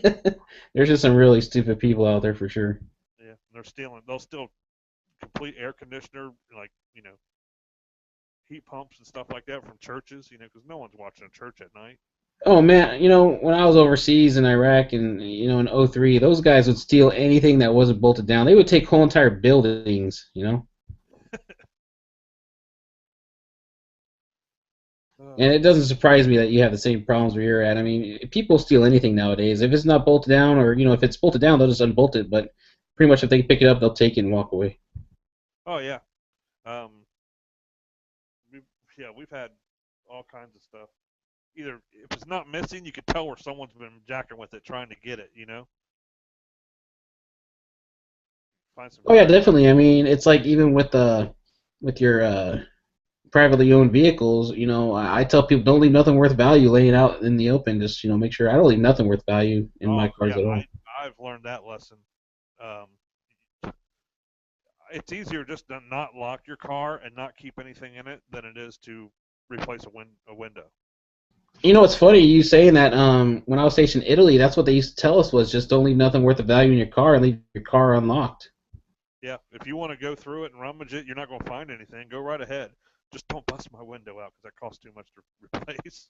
Yeah, exactly. It's like if you're going to steal anything, just open the door and you'll figure out that there's nothing in there worth taking. I I first came upon doing that after I had a window get busted out of my wife's car, and I said I'm just taking everything out. So basically, I would carry like just a few CDs. I'd pick a few CDs for the day, and I'd put them in like the little leather case, something I could carry with me. and I'd leave nothing else in my car. The only thing in my car was the owner's manual, and that's about it. You know, and the spare tire and the you know tire iron and stuff like that. Now the trunk's a different story. You know, you got windshield wiper fluid and crap like that back in the trunk, um, but I would leave nothing in it. And one time I left a coat laying on the back seat, and I still didn't lock the doors.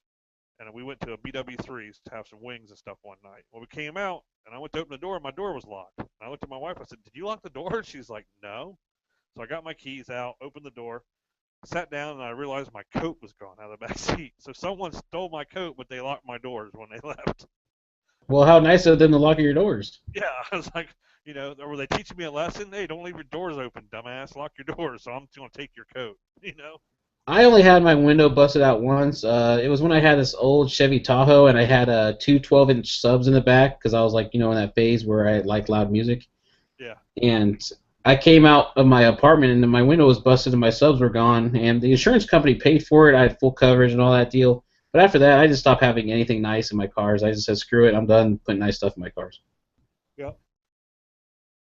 Yeah, I try to keep them. Now my wife, she has a minivan. That's a different story, man. You basically with the kids and all their stuff and you can't keep it. You got to have stuff in it. So it's like the family truckster. It goes, wherever the family goes. There's constantly if it's not in there on purpose, it's usually in there because the kids left it in there, or we were too busy to go, take it out with us, or your hands were full, or something. Well, yeah, and a lot of people, I don't know if people case minivans at all. I don't know. I've never owned a minivan, so I wouldn't know. Yeah, she I don't know. She always said she never wanted a minivan because she had to drive one when she was in high school because her parents had one. She's like, I'm never getting a minivan. So she always had sports cars and stuff until we had kids. We actually had to sell. We both had sports cars when she was pregnant, and we had to sell it because we had to sell mine and hers, and we traded. Well, we sold mine, but we traded hers in um, because we couldn't even get the child the car seat for the baby in the car. It wouldn't even fit correctly because it was so small. So we had to get a new car that basically the day after my kid was born. Well, that's what happened when I was born. My parents had a Camaro, and they had to get rid of the Camaro because the seats wouldn't fit in the Camaro. Well, that's what I had. I had a Camaro and she had a Mitsubishi Eclipse. So So yeah, it's like we need something with four doors here or a van. yeah. So we ended up getting a Pontiac Vibe, and then we had some issues with that. So then we ended up getting a minivan. Everybody has But issues with Pontiacs, man. Come on. hey, I've got one. I've got one right now that I drive. I like it. That's a Pontiac Grand Am. Do you have issues with it? No, I don't have any issues with it. No, I've not had one issue with it. I'm just giving you a hard time, man. I mean, I think that was one car that GM did get right because there's a lot of them on the road. You know, it's a 2003 Yeah. Pontiac Grand Am, and it's my everyday work car. You know what I mean? I drive. It's Dad's work car. It does nothing but go to work and back. And when the family goes out, we always take the van. If we go someplace, we take the van. But if it's if my wife's not home and one of the kids need to go to the game or something like that, they'll jump in. But they're always moving stuff. Moving stuff Now, does around. your I'm not trying to change the subject. I'm just asking, does your wife conceal carry too? No, nope. I'm not going to call her anti-gun. She's just not comfortable with guns. Oh, okay. I mean, is She she has okay no with you problem having with guns, anybody or? else carrying a gun or owning guns or whatever. Um, I have a 357 Magnum revolver in the safe that she has access to, and she's comfortable shooting that gun, and that's about the only gun she likes to shoot. She's tried semi-automatic 9mm. She's tried 380. She shot 22 pistol. She shot 22 rifle. She shot AK, everything. 12 gauge. She shot it all. It's just that she's not comfortable with it, and she likes the ease of a wheel gun. She knows how to, either pull the hammer back and shoot, or just pull the trigger and shoot. And she knows how to open the cylinder, dump the shells out, throw more in if she needs to. So that's what she depends on in case I'm not around for home defense or whatever. She has access to that. But other than concealed carry, no, she's not against it. It's just not for her. When I first met my wife, she was kind of anti-gun, and then now she concealed carries her own firearm. She didn't conceal carry a gun until after we had a confrontation with this guy in our parking lot outside, and after that, she went and got her concealed carry permit. Yeah. Now, she does carry a stun gun, but I told her, I said, that stun gun, you got to be too close to somebody. I was like, That's a little too close for me. I agree with you there. I mean, I would at least carry a taser, something that shoots out, some kind of projectile. yeah, but she says it's her last resort. But I'm kind of hoping that she's. I'm not going to say hoping she's smart enough.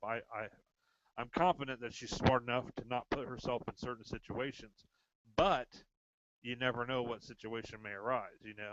If you're walking out of the mall, somebody might grab you or something like that. So Yeah, you just never know. I you just mean, never know. But as far as she doesn't drive out at night in bad neighborhoods and stop and get stuff at the quickie mart or anything like that on in the bad side of town. She doesn't. She's smarter than that. Is what I want to say. But what's funny is I always test my wife. Like, we'll go somewhere and I'll see someone staring at us, and I'll ask her like, "Hey, you see that guy staring at us?" And she's like, "No." I'm like, "Well, you need to start being aware of your surroundings. Just look around and just check right, things out." my wife used to get on me at first, but she doesn't say anything now because she knows why I'm doing it, and she's okay with it. But if we go to a restaurant or something like that, the waitress would be like, "Is this okay?" I'd be like, "No, can we sit over there in that table? Like somewhere where I can have my back to the wall and I can see like the front door, the entrance, and have access to the back entrance. I want to be able to see what's going on." And yeah, see, like some people would say we're paranoid. I'm like, we're not paranoid. It's just we know that this isn't a happy-go-lucky world we live in. Right. And I told her, I was like, you know what? I would rather sit 20 feet from the bathrooms and the back emergency fire exit and maybe have to have have to see or have to hear the kitchen dishes clanking and stuff like that at the restaurant than to sit up front and have someone come in and just start blasting and not have nowhere to go. Well, it's funny you talk about the restaurant thing because there's a restaurant that we always go to, and they always try to insist on us sitting in the lounge, which under Washington state law, I cannot conceal carry a firearm into a age-restricted area. And so they're like, "Is the lounge okay?" And I'm like, "No." And I always get funny looks or something, and I'm surprised they haven't asked me why I don't want to sit in the lounge. I was just going to say it's a religious thing, but it's just weird that they look at me funny like I don't want to sit back Well, there. they're looking at you like, "Oh, Mister Too Good to Sit in the Lounge. You must have something against alcohol." Just tell them you're a recovering alcoholic. You don't want to be near it. Yeah, I was going to tell them I'm like LDS or something and I can't drink. It's against my religion. Yeah. Or I've been 12 years sober, and you want to put me in there? Are you trying to risk my whole life? Yeah, there you go. I could turn it around on them and make them feel uncomfortable. Yeah. Yeah, it's probably just that fact that they think that maybe you're just, oh, what's this guy? Is he too good to sit in the lounge? It's just weird because they give us like a weird look all the time, like why don't you want to sit back there? I'm just like I don't have to explain nothing to you. I'm a customer. I can do whatever I want. Yeah, I would rather sit back by the emergency, like the fire exit. Um, Usually that's back by the kitchen or whatever, or usually the restrooms go that in that area. But a lot of people don't like to sit back there. But I would rather sit there and have an exit plan than to be one of the first victims up front. Because my plan's not to draw and have a shootout with somebody. My plan is to get my family out the door and take cover and and get down or leave the situation until I'm faced with a do or die situation, or I have I'm not going to jump up, pull my gun, and run to the front of the restaurant to defend the lives of others. I'm sorry, I'm just not going to do that. I'm not a hero. I And didn't. that's another topic up for debate is those shooting scenarios where even I'm with you, man. I mean, if I can get out of there and protect my skin and the people around me, then that's what I'm going to do. But if I'm in an immediate area where I have no choice, then I'll do what I need to do. But if like say you're in like Walmart and shooting's on the other side of Walmart and you got a fire exit next to you, well, guess where I'm going? You know what I mean? Right, like that one guy. He tried the the couple that killed those 2 cops and then went into Walmart and started shooting it up. Do you remember that? That kind of Yeah. disappeared from the headlines pretty quick. But the concealed carry guy shot the one guy, the shooter, but didn't realize that the female was with him. That they were 2 shooters at the time, and she shot him and killed the Yeah, concealed carry guy. and I was wondering what that guy's level of training was. I mean, they didn't really say anything about the guy or anything. They didn't I talk mean, about is he a anything. hero? Yeah. Yeah, he's a hero. He stopped people from getting killed. He killed the what he thought was the primary. Well, he killed the primary target in his mind, but he didn't realize that the female was with him. So basically, he turned his back on her. He got shot in the back. He took out the one shooter, and then she took out the concealed carry guy. Yeah, it's just I hope I'm never in that situation, in a store where a mass shooting or someone trying to do something happens. Like I said, if I'm near the exit, I'm getting. I'll get the people around me. I'm like, hey guys, let's get out of here. I'll tell, hey, any shoppers near me, I'm like, hey, let's get out of here. Right. Yeah. If you're in Walmart and you're back in the sporting goods or whatever, and you hear shots up front, usually you're close enough to sporting goods that you're near the auto department where they have ways to get out or bays to the garage where they change oil and tires and stuff. You can get out that way, or you can get out the back of the loading docks, or you have to go through their customer service or their customer service usually up front, but like layaway and all that stuff in the back by the back restrooms. Well, and people, they look at me funny when I say that, how I want to get out of there. They're like, oh, so you're not going to try to save people? I'm like, I'll save people around me, but I don't know the situation. All I know is there's gunshots. For all I know, there could be cops shooting people up front. I don't know what's going on. I'm just getting Right. out of there because I don't have eyes on, so I don't know I'm what's not going on. going to go looking for trouble. Exactly. If trouble finds me, I will fight it, but I'm not going to go look for it. And that's what I tell people. I tell people if you're a concealed carry holder and you're going to go walk up to the front of that building with your gun drawn, I'm like, that's the wrong reason to conceal carry. You're obviously missing the point of why we conceal carry a firearm. And another reason is if you're in there and someone starts shooting and you decide you're going to do something about it, which I'm not going to hold it against anybody if they do that. I mean, that takes a lot of Yeah, guts. that's your personal choice in the Yeah. end. Yeah, that's your own But choice on you whether what draw you your do. gun and you go up to think that you're going to help out and you're going to get rid of the shooter, and next thing you know, the cops come in the back door and you're standing there with the gun. Who are they going to shoot? They're going to drop the guy, the concealed carry shooter, right there. They're going to drop. They're going to drop whoever has a gun. We've seen that in the Beaver Creek thing. The guy was carrying a BB gun that he got off the Walmart shelf, and they shot him down. Yeah, that's I try to tell people in a mass shooting situation, if you're not involved, don't become involved. Get out of there and get the safety and try to take charge of the people around you and tell them, hey, let's get the hell out of here. Yeah. To me, that's being more of a hero than trying to find, hey, I want to go shoot somebody. You know what I mean? Yeah. If you save 10 people by getting them out the back door, or you go save 20 people and you get shot yourself, you didn't do the world any favors because you're gone and now your family's going to be mourning. And I guarantee you, if you were in a store and shots were ringing out, the people who don't know anything about guns, they're gonna be standing there looking like, what's going on? What's that noise? Yeah, And you're gonna be like, hey, get the hell out of here, you guys. Have you ever noticed that though? Every time there's a shooting, there's always one person on the news that says it sounded like firecrackers or something or a backfire, and then we went to go look to see what it was. Well, then then you realized it was a guy with a gun. Yeah, if I hear anything sound like firecrackers going off inside a store, I'm getting the hell out of there. Right? Yeah, you're. It's not like you're at a Fourth of July parade. You're at a Walmart. So if you hear pop, pop, pop, pop, pop, it's time to take action and get out of there. And then if the slight chance it was firecrackers, hey, at least I got the hell out of there, so who cares? Right. Right. So it's not being a hero going out to check out the shooting. It's more being a hero getting the people out around you and making sure they're safe. But I think most concealed carry owners would agree with us on that whole entire topic that your safety is important and the people around you is that's important too. I try to get everybody out from around me and say, hey, let's get the hell out of here. I wouldn't go look for trouble unless I was already engaged in the shooting. Now, as a concealed carry, I was wondering, do you do what I do? I end up looking for others concealed carry guys.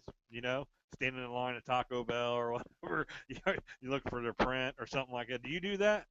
I've never caught anyone. I got caught once, and it was hilarious because I've been concealed carrying for over 7 years, and it was last year, so I would have been carrying for 6 years at the time. I had one guy come up to me, and he was like, "Hey, so what kind of gun is that?" I was like, "What are you talking about?" He's like, "You know what I'm talking about." I just started laughing, and I was like, "Oh, that's my Glock 19." It was hilarious. Yeah, I find myself, standing in line or whatever. I got past the point of me worrying about fronting or me worrying if someone's seen it because being in Ohio, we can have open carry or concealed carry. So I really don't care if people see it. Like I'll bend over and tie my shoe or whatever. If my shirt comes up and you can see my gun, I don't care. But it's funny to stand in line at a restaurant or someplace or at Walmart or something like that and see people constantly tugging on their shirt and like doing that like flip over to make sure that it's covered. Yeah, yeah. And The you only think, time I pull on my shirt is when I get out of my car and my shirt likes right up, and then I'll pull yeah, my shirt you down. get That's out, about you it. pull your shirt down, and you walk in the store, but then you stand in line waiting for ammo, and you got two guys in front of you constantly pulling their shirt down. I'm like, they're carrying. Maybe they're carrying a gun that's too big. I don't know. But yeah, I got over the fear factor of other people seeing what I that I was carrying fairly Yeah, quickly because it's. I used to be concerned when I my first year of concealed carry. I was kind of like, just really paranoid that people were going to notice, and honestly, nobody gives a shit. You can. I know guys who open carry, and they say half the time people don't even notice they even have a gun on their hip. yeah, well, um, I worked at. You guys got Royal Kings? Have you ever heard of a Royal King?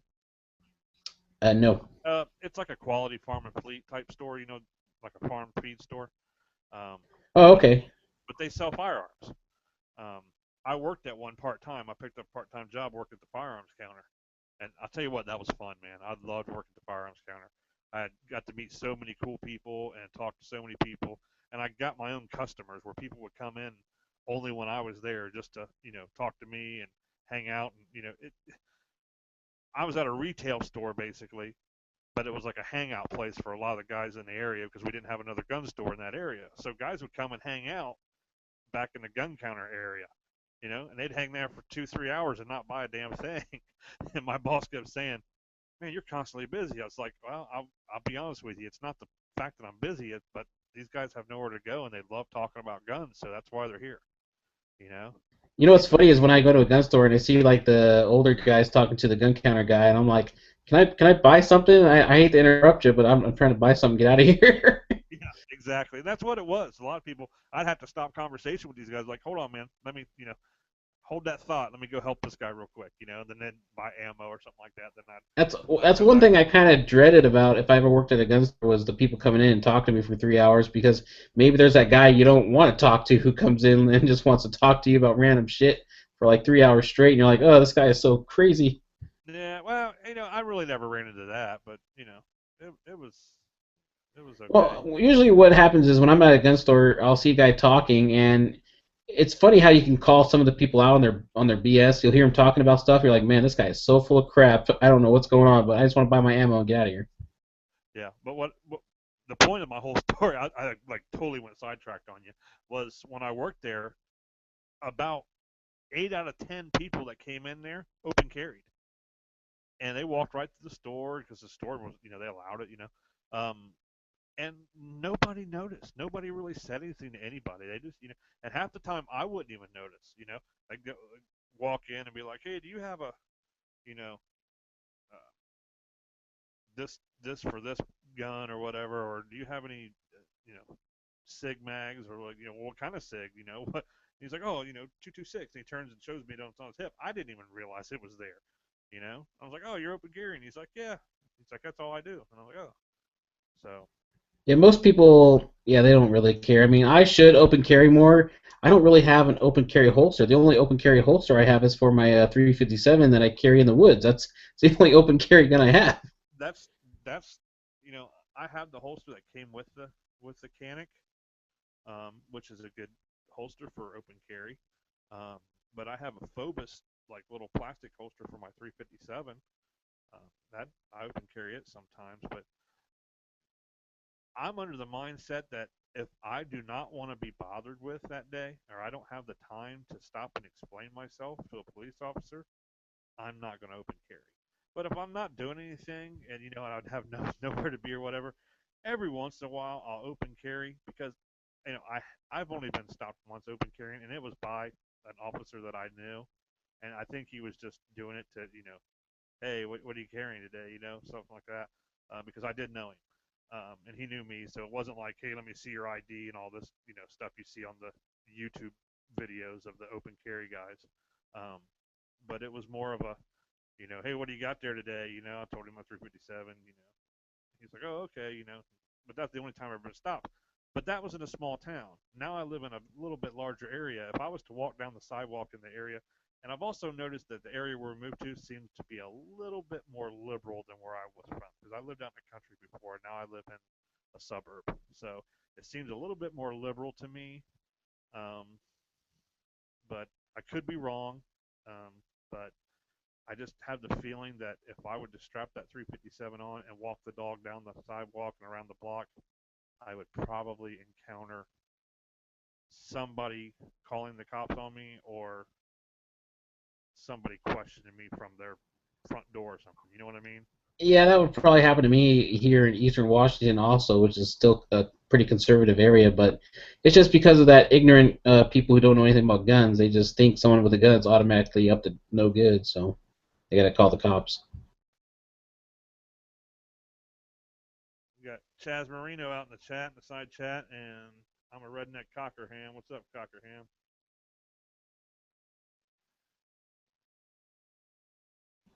I don't, I don't know who you're talking to.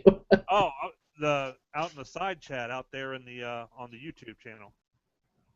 Oh, I know Chaz. He was supposed to be on here tonight, but his computer is all jacked up, so he's probably listening mobile phone.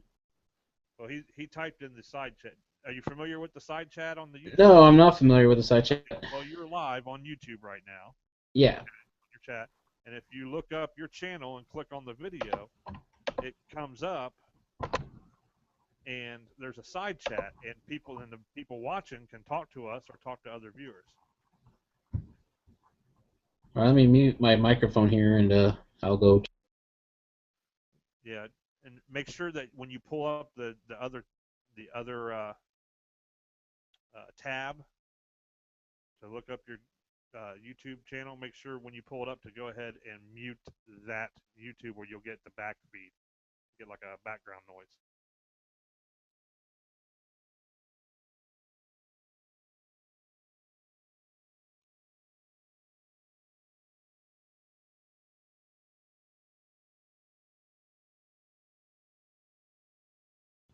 Okay, I got it. I don't know why YouTube has to do all this different sidebar crap, and Google Plus. I really hate Google Plus. I wish they would have just made YouTube better. Well, YouTube was better until Google took over. That's yeah, that's exactly what happened.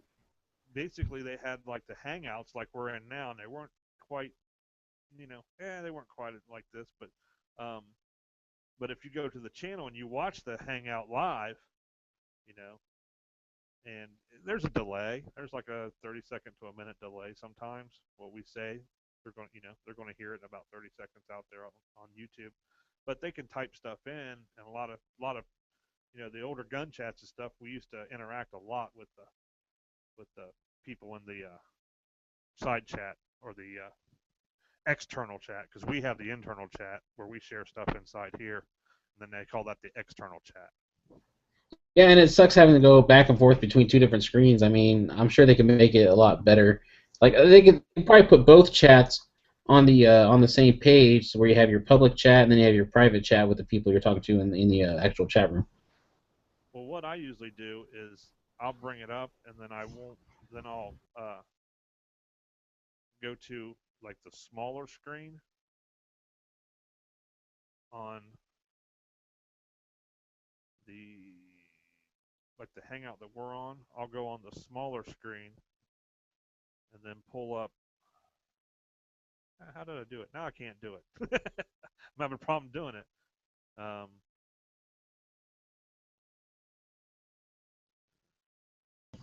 That's all good. We'll figure it out. I mean, it took me a little bit how to figure out how to use this damn thing. There's a way where I just move it over just a little bit, and I can still see the external and see Yeah, what's I going think I know what you're on. talking about. Yeah, like both screens popped up, but you have both minimized, so you can kind of Yeah. see both screens. Well, hey man, I mean, we are coming up I've been online now for about 2 hours, but I do have to go. I have to actually get ready for work. Hey, that's fine. Thanks for the invite.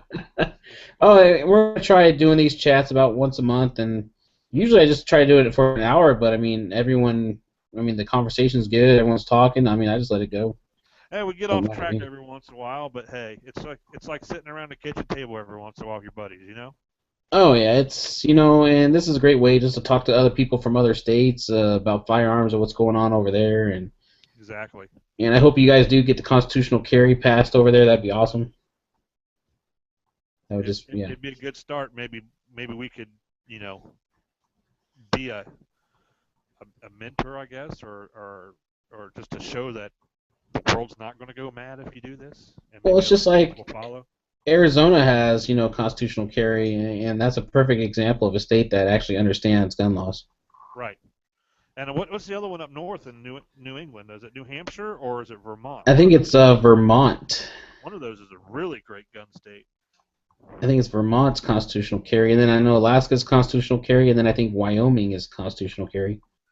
So, okay, it could definitely be a start in the right direction. So, Oh yeah, but I gotta get going, so I appreciate you coming out and talking to us. Hopefully you'll be on next time as well. all right, yeah. Like I said, I got your invite. And, just go ahead and send it. If I'm able, I'll jump in.